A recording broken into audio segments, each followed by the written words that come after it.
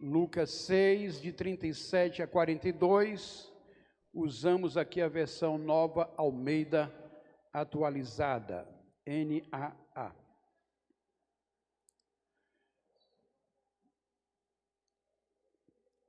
Eis o que nos diz a palavra de Deus: não julguem e vocês não serão julgados, não condenem e vocês não serão condenados, perdoem e serão perdoados, deem e lhes será dado, boa medida, prensada, sacudida e transbordante será dada a vocês, porque com a medida com que tiverem medido, vocês serão medidos também.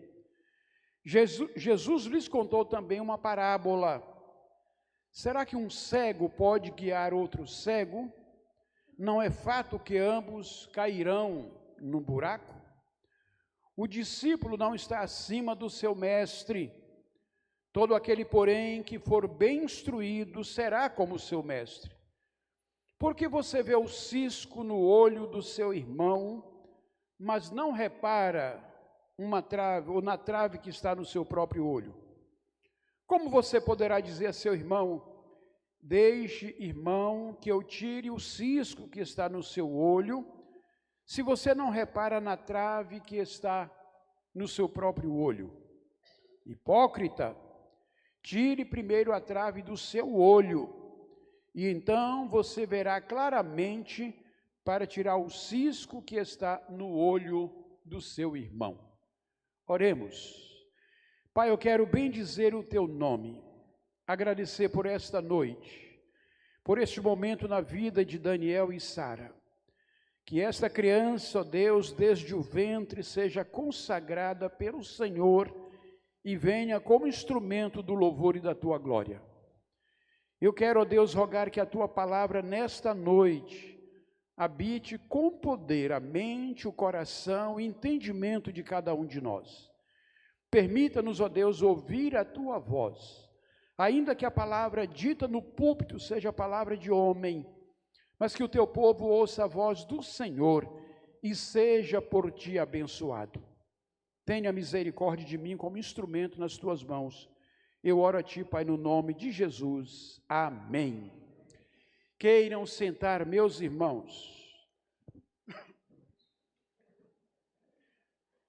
Este texto, ele faz parte do famoso Sermão do Monte, que Jesus proferiu ali no seu ministério, e este sermão, ele aparece de forma mais integral no Evangelho de Mateus.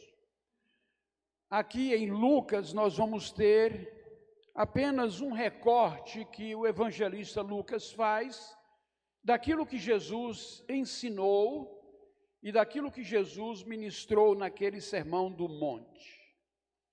Nós já dissemos em outra ocasião que muito provavelmente Lucas usou como fonte primária para escrever o seu livro as informações de Maria. Ele traz detalhes que apenas Maria teve acesso, teve conhecimento, e ele o faz de forma muito profunda, o que significa dizer que muito provavelmente Lucas ouviu muito de Maria as narrativas daquilo que aconteceu no ministério de Jesus. Então aqui nós temos algo que Lucas nos apresenta, mas que não chega a ser a íntegra do sermão, é uma parte dele. No entanto, quando nós olhamos o Sermão do Monte lá em Mateus, no capítulo 6, nós temos Jesus ensinando aos seus discípulos a oração do Pai Nosso. E na oração do Pai Nosso, quando chegamos ao verso de número 12, Jesus ensina que a oração deveria ser: perdoa-nos assim como nós perdoamos aos nossos devedores. Nós temos aqui em Mateus o perdão condicionado ao perdão que nós estendemos ao próximo. Nós temos aqui em Mateus algo de uma forma passiva, um pedido, uma súplica: perdoa-nos, assim como nós perdoamos. No texto de Lucas nós temos também uma condicional, só que numa forma ativa. Nós temos a palavra do escritor que vai nos dizer algo em que o Senhor coloca de uma forma imperativa: perdoem e serão perdoados. Logo, no mesmo sermão, nós temos duas percepções. Uma que é a percepção de Mateus, outra que é a percepção de Lucas. E nós vamos entender isso um pouco mais adiante. Receber o perdão, então, está condicionado também a liberar perdão. Mas aqui ele vai aparecer como algo que requer uma proatividade, algo que requer uma vontade, uma ação, uma iniciativa daquele que queira perdoar. Isso nos faz lembrar, meus irmãos, aquilo que está lá em Mateus capítulo 5, versos 23 e 24. Portanto, se você estiver trazendo a sua oferta ao altar, e lá se lembrar que o seu irmão tem alguma coisa contra você, deixe diante do altar a sua oferta, e vá primeiro reconciliar-se com seu irmão, e então volte e faça a sua oferta. O que nós temos aqui em Mateus 5 é: se você se dá conta que alguém está irado, magoado, amargurado, ressentido, chateado com você, não espere que ele tenha a iniciativa de vir até você. Vá até ele, promova a paz, promova a reconciliação, promova a restauração das relações. Seja você aquele que toma a iniciativa na construção da ponte para chegar até ele. Então aqui, o ensino de Jesus, que também está no Sermão do Monte, coloca sobre aquele que tem a percepção da relação rompida, tomar a iniciativa. Isso requer vontade, isso requer iniciativa, isso é muito mais do que apenas um sentimento, requer determinação. Eu quero fazer as pazes com meu irmão, eu quero perdoar aquele que me machucou, eu quero estender perdão àquele que está me fazendo mal. Promover a paz, a reconciliação, liberar perdão requer iniciativa, proatividade, tomada de posição. Perdoe e serão perdoados, é o que nos diz o texto. Trata-se, meus irmãos, de uma ordem que é dada por Jesus. E se é ordem, só nos resta obedecer. Queremos receber perdão? Precisamos aprender a perdoar também. Isto é precioso, estender o perdão. O que pensar à luz desse texto provoca em cada um de nós? O que olhar para esses ensinamentos de Jesus desperta em cada um daqueles que me escutam neste momento? Quero convidar você a imaginar uma obra de arte. Quando você se imagina ou se percebe diante de uma grande obra de arte, você tem uma leitura específica daquilo que o artista retratou. A sua percepção não é necessariamente aquela que o artista quis transmitir. Mas você tem uma percepção daquela arte e você fica impressionado diante daquilo que está vendo. Uma outra pessoa chega ao seu lado e olha para a mesma obra de arte e tem uma outra percepção. faz uma leitura com detalhes que você não havia feito. Consegue ver aquela obra de arte por um ângulo que você até então não tinha enxergado. E assim, o artista tem uma ideia e oferece a sua arte para ser apreciada por todos aqueles que vão ter a oportunidade de admirá-la.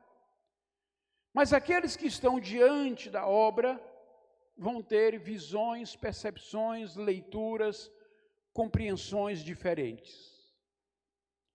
Em um certo sentido, o Sermão do Monte proclamado por Jesus é a sua obra-prima. E diferentes pessoas fazem diferentes leituras e têm diferentes percepções daquilo que ele está ensinando. Quando se trata do tema do perdão, Mateus traz uma perspectiva. Lucas traz uma outra. A perspectiva de Mateus é: se você se dá conta que existe alguém que tem algo contra você, tome a iniciativa, seja proativo, queira estar em paz com seu irmão. A perspectiva de Lucas é: perdoe, para que você também seja perdoado. Mas nós estamos diante do mesmo ensinamento, o valor do perdão, o valor de construir relações saudáveis a partir do esforço de se colocar no lugar do outro. Vamos considerar algumas perguntas para pensar um pouco mais à luz deste texto. Para quem Jesus estava falando as palavras que estão destacadas aqui e que são resultado do Sermão do Monte. Aqui é importante você olhar o texto a partir do verso 12. Se puder ir deixando na tela, vai deixando o pessoal ir acompanhando. Nesse capítulo 6 de Lucas, a partir do verso 12, o texto bíblico nos mostra que Jesus, depois de dedicar um tempo à oração, ele sai do seu retiro, chama a si os seus discípulos, e dentre os seus discípulos ele escolhe 12. A esses 12, ele vai chamar de apóstolos. Este viria a se tornar o grupo mais próximo, que andaria mais perto de Jesus. Naqueles dias, Jesus se retirou para o monte, a fim de orar, e passou a noite orando a Deus. Só aqui já tem um ensinamento precioso. Jesus passa a noite orando a Deus. Jesus vem a este mundo na condição de homem, e ele o é na sua plenitude, mas ao mesmo tempo Jesus é Deus, o Verbo que se fez carne, que habitou entre nós, aquele que estava no princípio, criando todas as coisas. Sem ele nada do que foi feito se fez, mas ele está vivendo a sua plenitude do que é ser homem, e nessa condição ele dedica muito tempo a estar na comunhão com Deus o Pai em oração. Aqui ele passa uma noite em oração. Quanto tempo você consegue passar em oração diante de Deus? Quantos minutos por dia você ora a Deus? Já tentou colocar isso numa planilha? Já tentou mensurar o tempo que você gasta com seu trabalho, com a sua profissão, com a sua família, com rede social, com tantas outras coisas, e o tempo que você gasta em oração?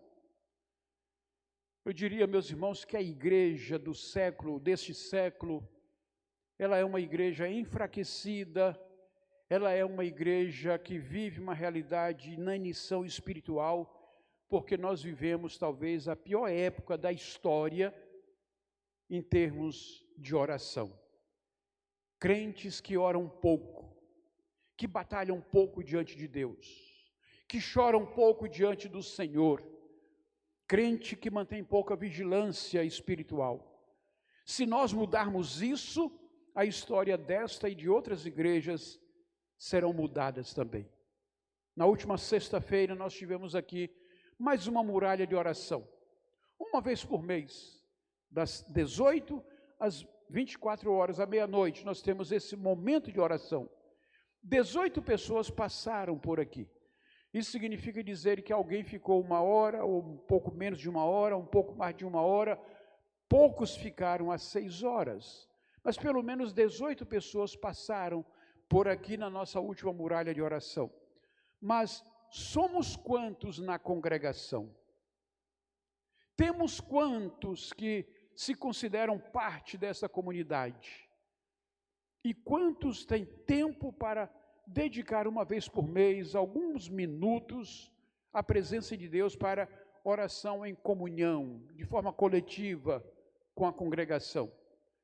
Nós precisamos mudar essa realidade se quisermos que a nossa geração legue à próxima geração um bastão de poder, um bastão de autoridade, um bastão que seja forte para continuar a missão. Nossa geração precisa acordar para esta realidade. Jesus retirou-se para o monte a fim de orar e passou uma noite orando a Deus. E quando amanheceu, chamou a si os seus discípulos e escolheu 12, dentre eles aos quais deu também o nome de apóstolos. Diante de um grande projeto, passaram um tempo orando para receber de Deus discernimento do que fazer antes de executar o projeto. E aqui nós temos o nome de cada um deles, os 12 vão aparecer aqui. Simão, a quem acrescentou o nome de Pedro, André, seu irmão, Tiago e João, Filipe, Bartolomeu, Mateus, Tomé, Tiago, filho de Alfeu, Simão, chamado Zelote, Judas, filho de Tiago, e Judas Iscariotes, que se tornou o traidor. Lembre-se que Lucas está escrevendo muito tempo depois dos fatos terem acontecido. Então, quando ele traz os nomes, ele já sabe quem foi o traidor. Judas, que se tornou traidor. Mas aí continua o texto, verso 17. E descendo com eles do monte, descendo com quem? Agora, descendo já com os apóstolos. Jesus parou no lugar plano onde se encontravam muitos discípulos. Discípulos seus e grande multidão do povo, de toda a Judéia, de Jerusalém, do litoral de Tiro e de Sidom. Percebam aqui, nós temos Jesus trazendo o Sermão do Monte para 3 grupos distintos. Um grupo mais próximo, que eram os seus apóstolos, um grupo intermediário, que eram os discípulos, e um grupo mais distante, que era a multidão, que era o povo. Entre os discípulos, você pode imaginar que ali estavam Barnabé, que ali estavam Matias, que depois se tornou substituto de Judas. Ali estavam Maria, Susana, Salomé, as mulheres que viriam seguir Jesus, e muitos outros que são mencionados nas Escrituras, que não aparecem na relação dos discípulos, mas que eram seguidores do Senhor. Então nós temos aqui níveis diferentes de relação. Diríamos que é o colegiado mais próximo, os apóstolos, aqueles que são discípulos comprometidos com a causa, com o Senhor, e aqueles outros da multidão, que era o povo em geral. E esses vinham da Judéia, de Jerusalém, do litoral de Tiro e de Sidom. Diz o verso 18, que vieram para o ouvir e para ser curados de suas doenças. Também os atormentados por espíritos imundos eram curados. E todos a multidão procuravam tocar em Jesus, porque dele saía poder e curava a todos. Tenham em mente isso, Jesus está falando para esses 3 grupos, para os apóstolos, para os discípulos, mas está falando também para a multidão. Está falando para gente que não está comprometida com ele ainda. É para essas pessoas que Jesus está falando. Gente que está comprometida com ele, gente que anda perto dele, como os seus discípulos, gente do povo que está tentando entender ainda quem é Jesus, gente aflita que está buscando uma cura, um milagre, uma restauração, uma transformação, alguém que está experimentando algo, querendo algo de extraordinário. Então, esse é o povo para quem Jesus está falando. E entre aqueles que estão buscando algo de extraordinário, nós temos aqueles que sofrem das enfermidades físicas, aqueles que sofrem das enfermidades psíquicas, emocionais, espirituais, aqueles que estão oprimidos por espíritos perturbadores. Então, ali estavam pessoas com diferentes sentimentos, trazendo diferentes realidades das suas vidas existenciais. E o que eles queriam? Eles queriam experimentar do poder de Jesus. Diz o texto bíblico: todos da multidão procuravam tocar em Jesus, porque dele saía poder e curava a todos. O poder, meus irmãos, que haveria de mudar a vida daquelas pessoas. O poder que haveria de curá-los. O poder que haveria de libertá-los dos espíritos que os oprimiam. A realidade do pecado deixou uma marca tão profunda na natureza humana, que para ser liberto é preciso não apenas uma questão de vontade, não apenas uma questão de caráter, não apenas uma questão de ser uma excelente pessoa, mas é preciso o poder de Deus para nos libertar do poder do pecado. A Bíblia diz: todos pecaram, indistintamente todos. Se você venera um determinado santo, entenda que ele um dia viveu nesta terra como ser humano e ele também pecou. Se você considera um líder religioso alguém que vive numa casta especial, seja esse líder um papa, um guru ou qualquer outra coisa, entenda que ele também pecou. Todos pecaram, diz a Bíblia, e destituídos, ou seja, caídos estão da glória de Deus. Deus nos criou para viver a realidade da sua glória. E a glória de Deus se manifestava no paraíso, no jardim do Éden. E essa glória se manifestava no modo como Deus vinha dialogar com o homem. Deus nunca gostou da solidão. Por isso, tudo que fez como Trindade, como Deus Pai, Deus Filho, Deus Espírito Santo. E depois de criar o homem, disse: não é bom que ele esteja só. Então Deus vinha para dialogar com o homem. A glória de Deus enchia o lugar onde Deus estava. A entrada do pecado no mundo fez com que tudo isso se perdesse. E vivemos hoje o que vivemos: a corrupção, a iniquidade, a perversão, as drogas, a destruição das famílias, tudo isso como consequência do pecado. Então, Jesus vem a este mundo com o seu poder para nos libertar de todas as consequências deste mal que está presente no mundo e inunda a vida das pessoas. Então Jesus, este poder que modifica, que transforma, que toca e ao tocar transforma a vida das pessoas. Nós temos uma canção que fez muito sucesso há alguns anos atrás, que é interpretada na voz de vários cantores.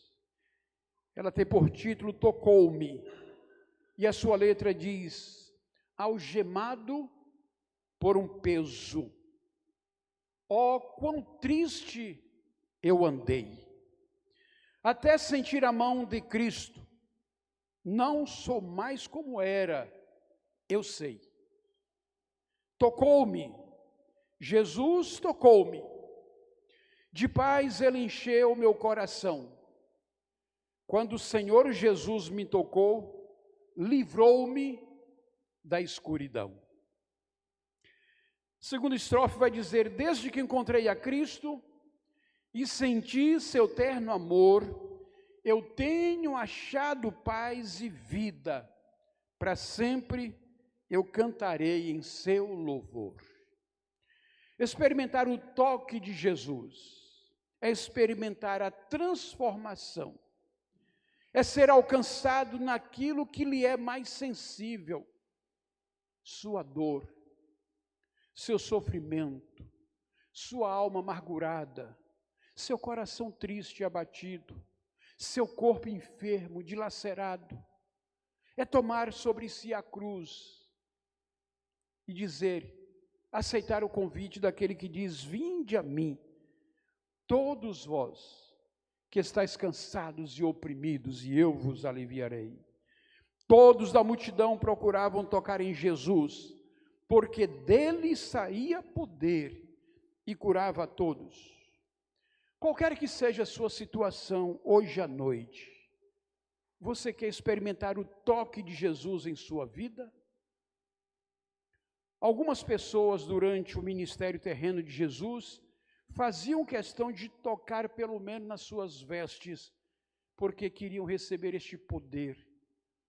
Algumas pessoas foram tocadas por Jesus e foram curadas e transformadas.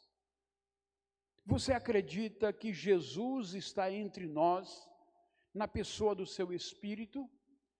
Você acredita que Ele pode tocar a sua vida hoje à noite e libertar você, assim como libertou as pessoas que o procuraram naqueles dias?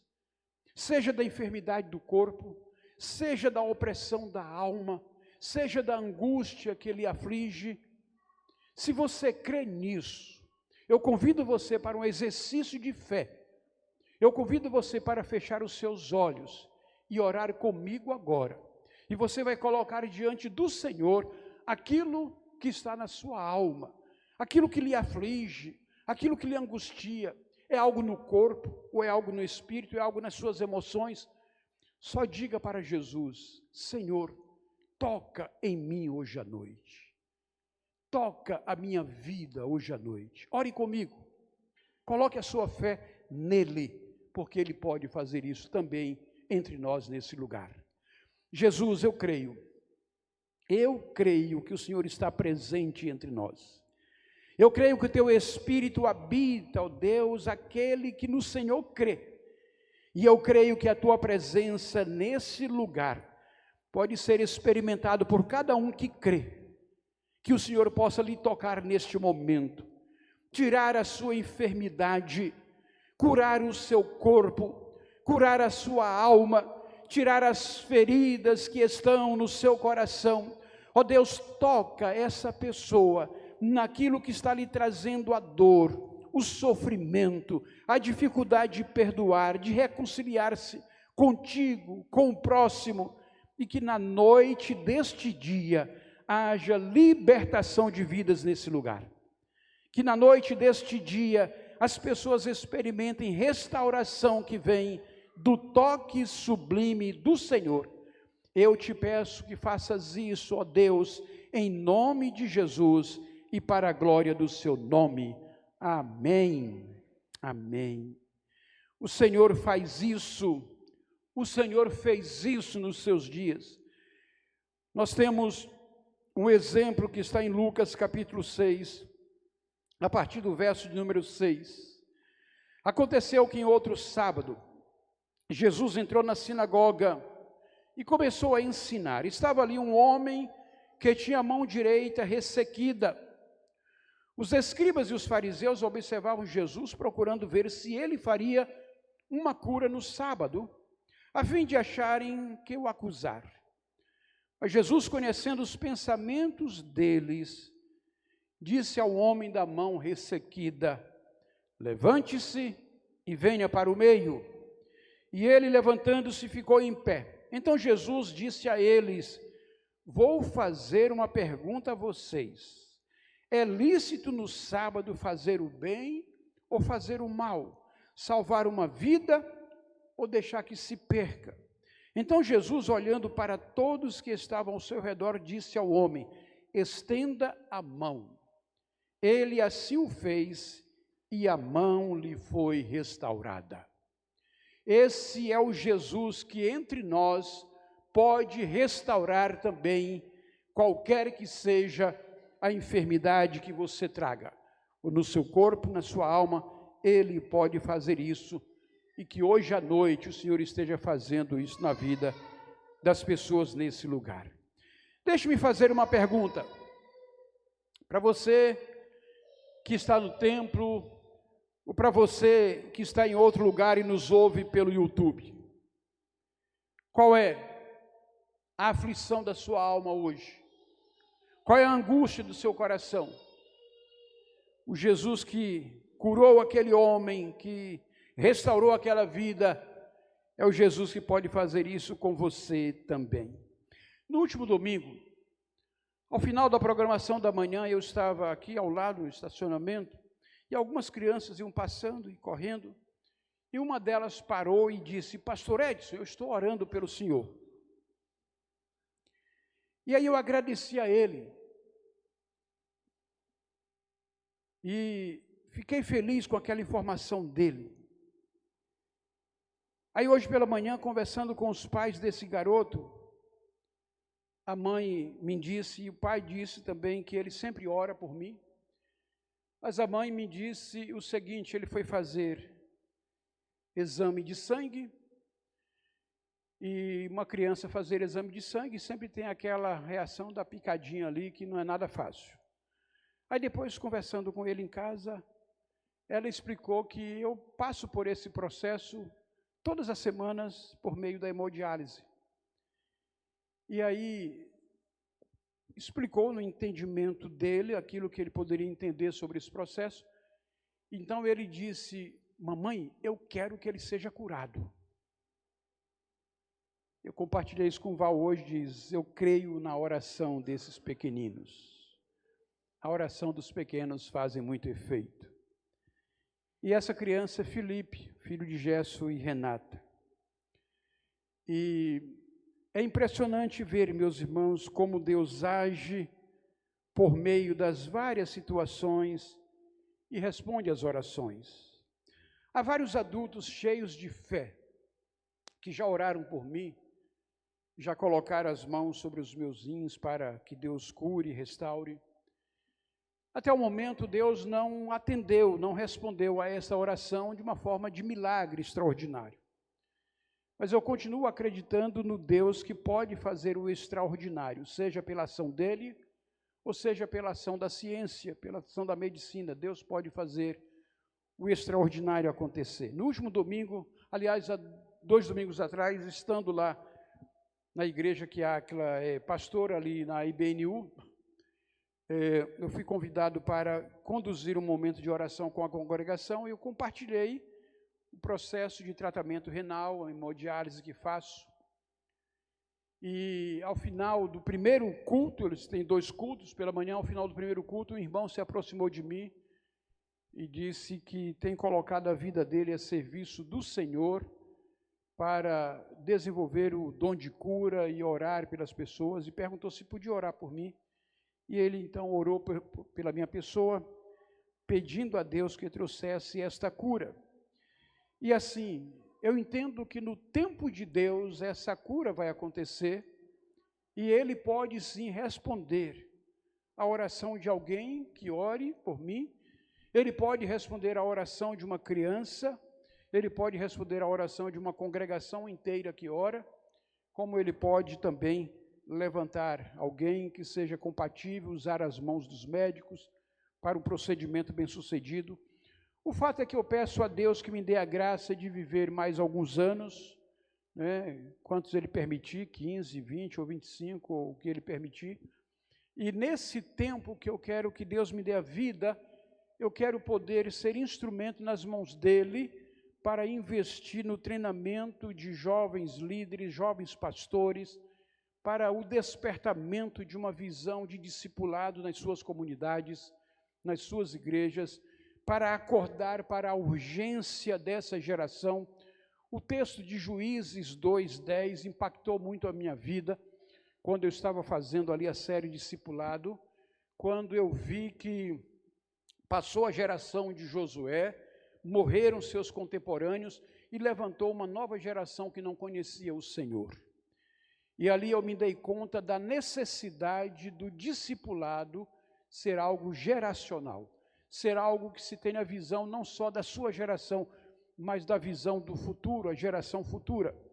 E aí, quando eu trouxe aquilo que aconteceu com aquela geração de juízes, de Josué, em que a morte de Josué trouxe como desdobramento uma geração que não conhecia Deus, aí veio o período dos juízes, e quando você vai ler sobre os juízes, quantos deles lideraram sem o temor do Senhor, adoraram ídolos, serviram a outros deuses.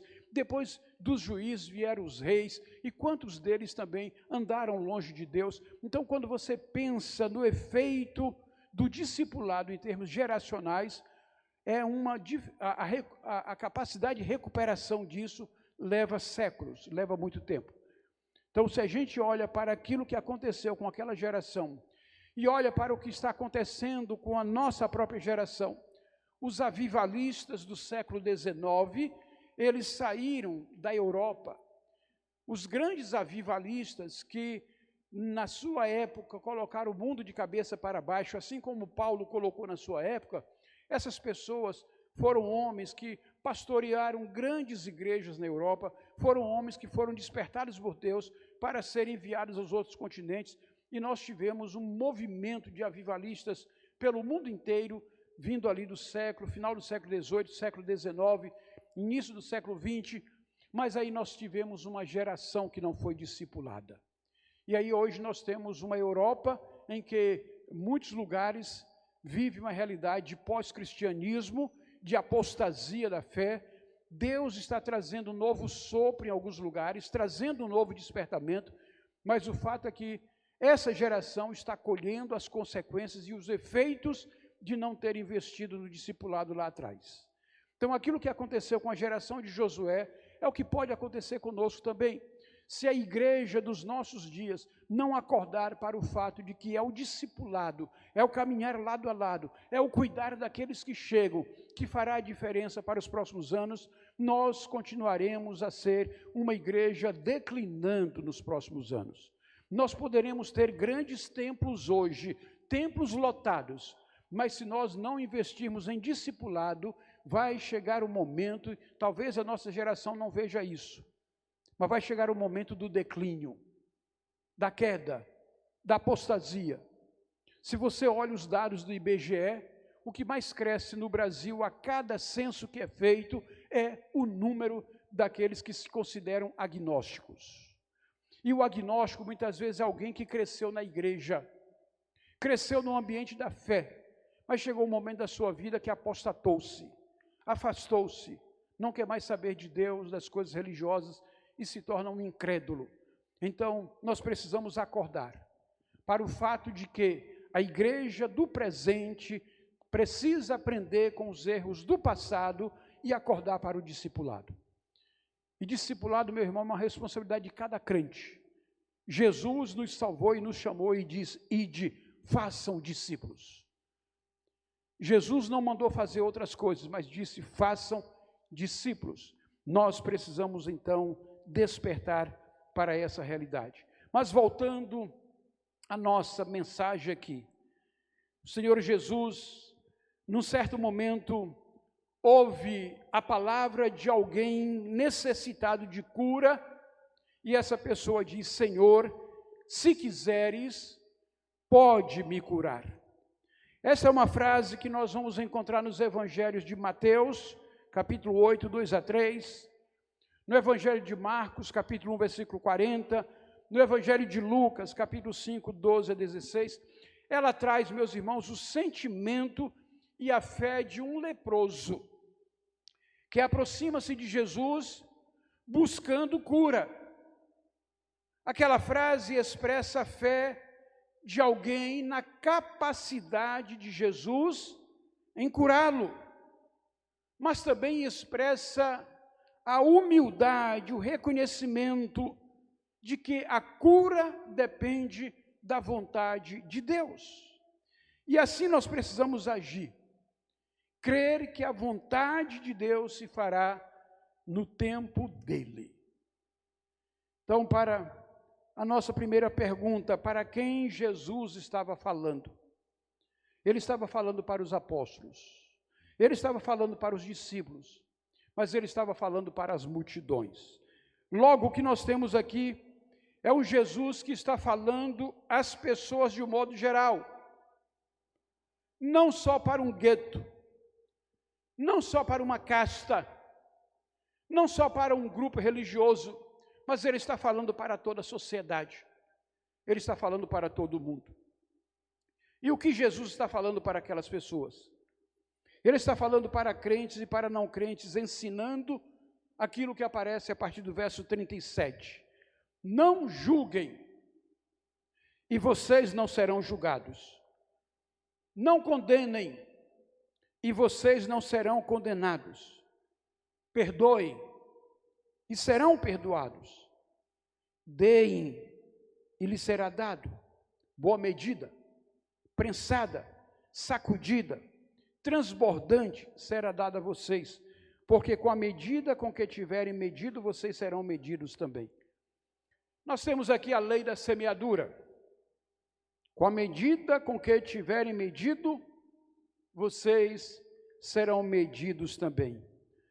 O que está posto aqui, meus irmãos, são valores que devem nortear as relações sociais. Sejam esses valores entre irmãos na fé, ou mesmo entre pessoas na sociedade. Jesus não está falando somente para aqueles que praticam uma determinada religiosidade. Jesus está falando à população em geral, às pessoas. Ele está falando para todos, não é para um grupo fechado. Ele está falando às multidões. E dentre esses estão também seus apóstolos e os seus discípulos. Os ensinamentos de Cristo, muito mais do que um conjunto de valores voltados a um pequeno grupo religioso, é algo a ser observado por todas as pessoas, em todos os lugares, de todas as crenças e em todas as épocas da história.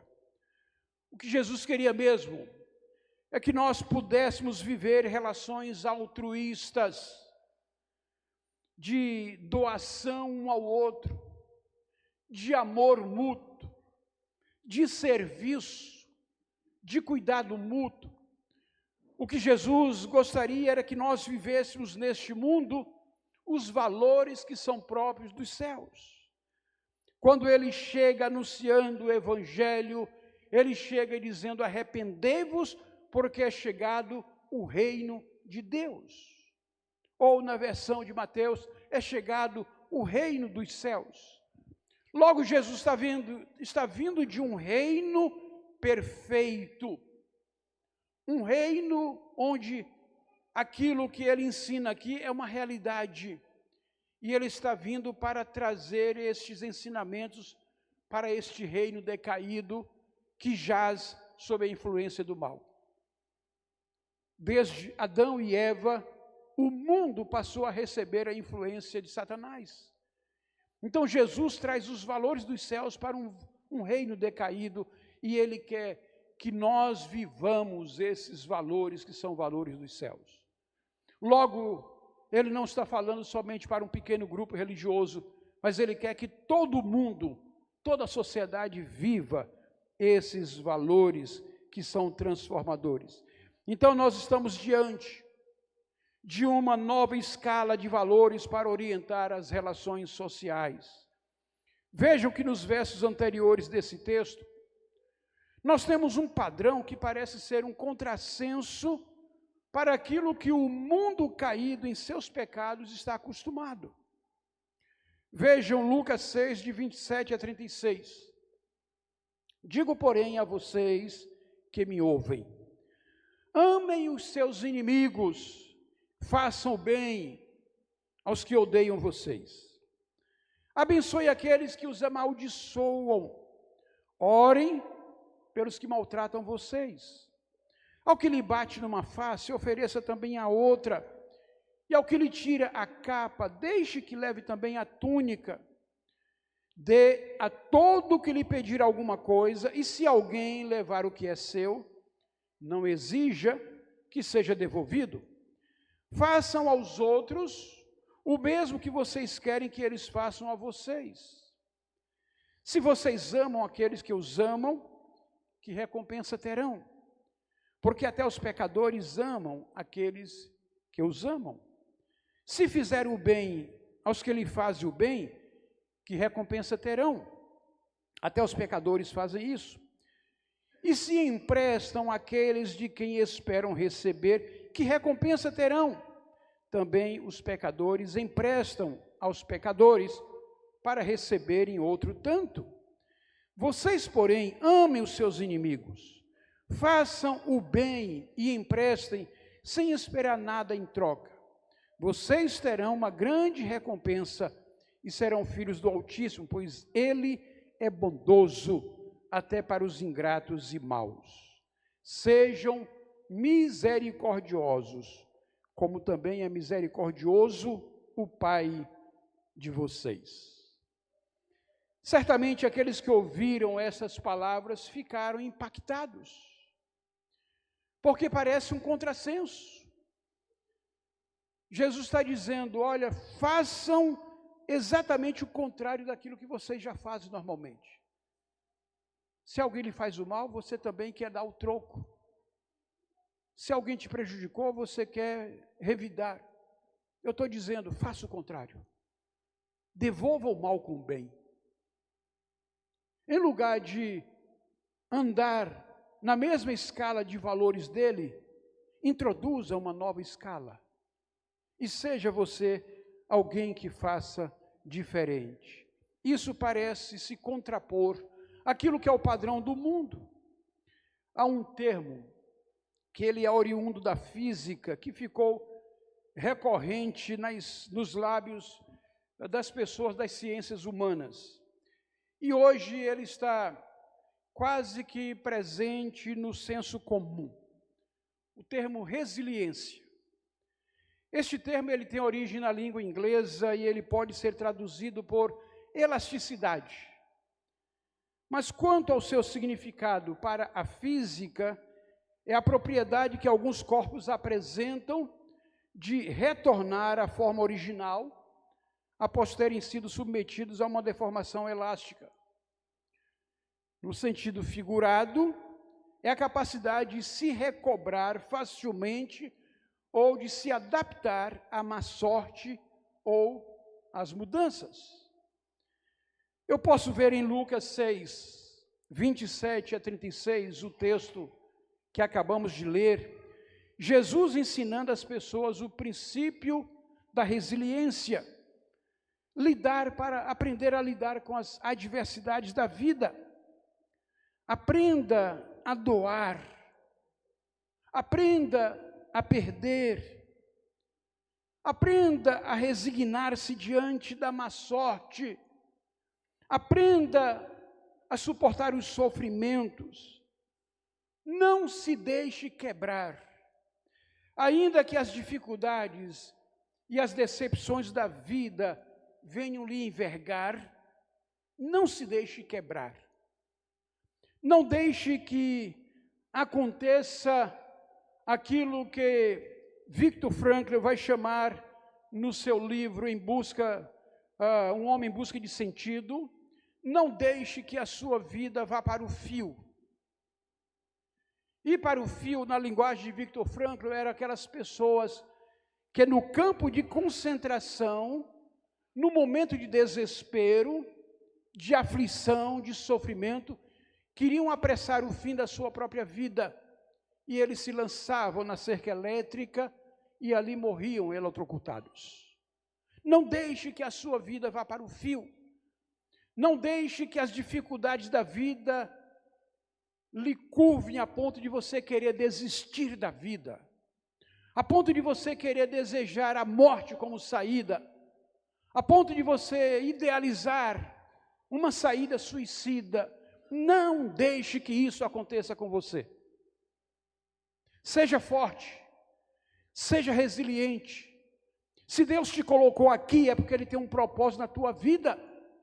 E se você ainda não cumpriu o propósito de Deus, permanece firme, porque Ele ainda quer fazer isso através de você. Moisés viveu 120 anos. Somente no último terço da vida dele, ele conseguiu entender e cumprir o propósito que Deus tinha para ele. Ele levou 80 anos sendo preparado por Deus para cumprir o propósito de Deus nos últimos 40 anos. Jesus veio como filho de Deus, sendo Deus, e ficou 30 anos sendo preparado para em 3 anos cumprir o propósito que Deus tinha para ele. Talvez você ainda não tenha clareza de qual é o propósito que Deus tem para a sua vida, mas certamente Ele vai lhe mostrar, se o seu coração é sincero, é puro, é verdadeiro diante de Deus, Ele vai te mostrar. E ainda que seja viver isso no último ano da sua vida, Deus tem um propósito para você estar aqui. Portanto, não se curve, não desista, seja resiliente, levante a cabeça diante dos sofrimentos e aprenda a superar os momentos de dor. Não deixe que a sua vida seja jogada no fio. Assim, nós aprendemos nesse texto que Jesus está ensinando as pessoas: aprendam a perder, aprendam a ceder, aprendam a abrir mão, de modo que é possível viver com um coração alegre e feliz, sem se deixar ser um refém da atitude do outro, sem deixar que o outro faça da sua vida aquilo que o outro quer fazer na sua maldade. Aquilo que o outro faz é uma questão dele, o modo como você reage é uma responsabilidade sua. Portanto, cada um de nós é responsável pelo modo como escolhe viver as oportunidades que a vida lhe dá. Para uma segunda pergunta, o que Jesus está falando àquelas pessoas? Nós podemos sintetizar que o que Jesus está falando é: aquilo que você semear, isso você também colherá. Para uma terceira e última pergunta, como Jesus está falando àquelas pessoas? Diferentemente como o perdão aparece na oração do Pai Nosso, em forma de uma petição, aqui em Lucas ele vai aparecer como um imperativo. Trata-se de uma ordem: não julguem e vocês não serão julgados, não condenem e vocês não serão condenados, perdoem e serão perdoados, deem e lhes será dado, boa medida, prensada, sacudida, transbordante será dada a vocês, porque com a medida com que tiverem medido, vocês serão medidos também. Aqui está ficando claro para Jesus no seu ensino, que há uma lei, e esta lei diz: aquilo que você semear, isto você também colherá. O perdão, meus irmãos, é apenas um sentimento ou é um ato de vontade? Se nós acharmos que o perdão é algo do sentimento, ele pode nunca acontecer. Mas se você entender que perdão é um ato de vontade, de alguém que decide perdoar, então você é responsável por aquilo que está acontecendo nesse momento da sua vida. Se alguém te fez o mal, isso está te oprimindo, isso te traz amargura, você é um refém daquele que fez o mal. Você é responsável pelos seus sentimentos e pelo modo como você escolhe levar a sua vida em relação àquele que te fez o mal. O perdão é uma habilidade própria dos construtores de pontes. Há pessoas que sabem erguer muros, barreiras, são insensíveis ao diálogo, à busca do entendimento, são pessoas orgulhosas, nunca cedem, querem ter sempre a última palavra. Quando isso acontece numa relação conjugal, isso é péssimo, porque se isso acontece na vida de um casal, e um não aprende a ceder e o outro também não, então muito provavelmente esse casal não terá vida longa juntos. É preciso aprender a ceder, é preciso aprender a abrir mão, é preciso aprender a se humilhar, a pedir perdão, pedir desculpa. São pessoas que não sabem reconhecer seus erros, pessoas que não sabem pedir perdão. Esses são aqueles que erguem muros. Há pessoas que têm a habilidade de promover a reconciliação. Esses são aqueles que constroem pontes, pontes de relacionamento. eles sabem o valor do perdão e eles não têm vergonha de pedir perdão. E é preciso que nós pensemos nas 3 dimensões do perdão. O perdão tem uma dimensão vertical, e esse é o perdão de Deus que é alcançado pela graça. O perdão de Deus que vem ao nosso encontro, não por mérito nosso, mas vem ao nosso encontro porque Deus tomou a iniciativa de querer nos perdoar. A vontade de Deus se manifesta naquele momento que Ele decide nos perdoar. Romanos capítulo 5, a partir do verso 6, vai dizer bem assim, olha, porque Cristo, quando nós ainda éramos fracos, morreu a seu tempo pelos ímpios. Dificilmente alguém morreria por um justo, embora por uma pessoa boa, alguém talvez tenha coragem de morrer. Mas Deus prova o seu próprio amor para conosco, pelo fato de Cristo ter morrido por nós quando ainda éramos pecadores. A iniciativa foi de Deus, de nos amar, de nos acolher, de nos chamar para perto dele. Logo o verso 9 vai dizer, muito mais agora, sendo justificados pelo seu sangue, seremos por ele salvos da ira. Porque se nós, quando éramos inimigos, fomos reconciliados com Deus, mediante a morte do seu Filho, muito mais estando já reconciliados, seremos salvos pela sua vida. Então Paulo está falando de 2 momentos. Um momento em que se é reconciliado com Deus, por meio da iniciativa da graça, do amor de Deus que nos acolhe, e aquilo que é a vida no seu sentido pleno, depois da salvação. Perdão no seu sentido vertical, meus irmãos, ele é a iniciativa de Deus.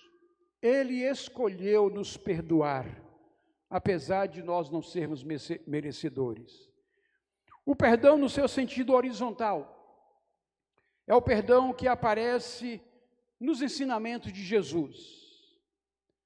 Perdoe e serão perdoados. Na oração do Pai Nosso, perdoa-nos, assim como nós perdoamos. Assim, esse é um perdão que vai envolver a vontade de cada um de nós. Você precisa querer perdoar para ser também perdoado. Esse tipo de perdão é um convite a viver em paz uns com os outros, a não nos deixarmos ficar reféns dos sentimentos mesquinhos próprios do homem pecaminoso. É um convite para que sejamos construtores de pontes.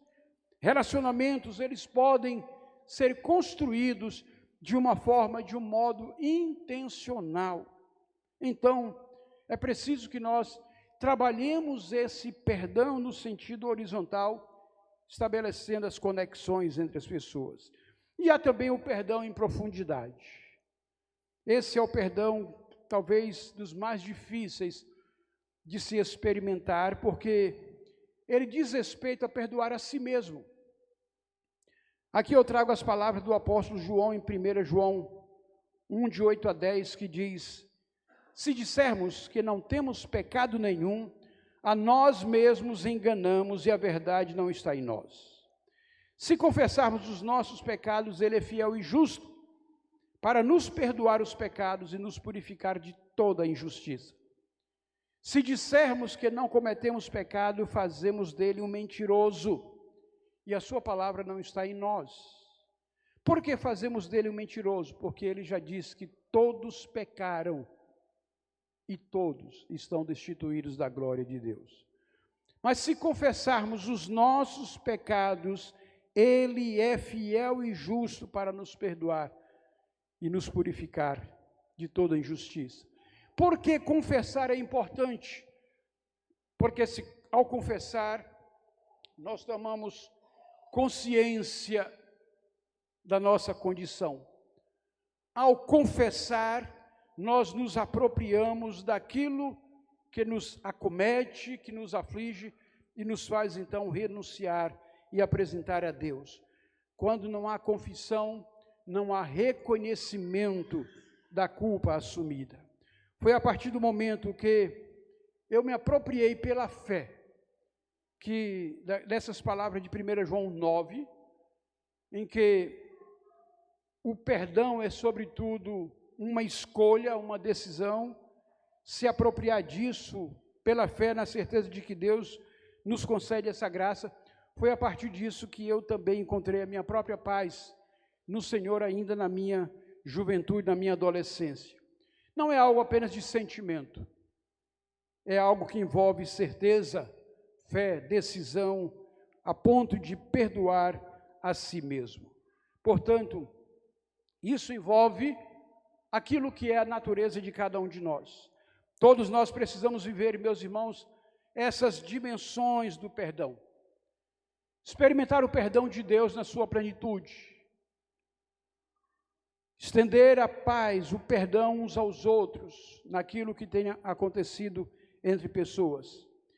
Viver a paz interior, se apropriando pela fé de que Cristo já lhe perdoou, Deus lhe perdoou em Cristo Jesus, por meio do sacrifício.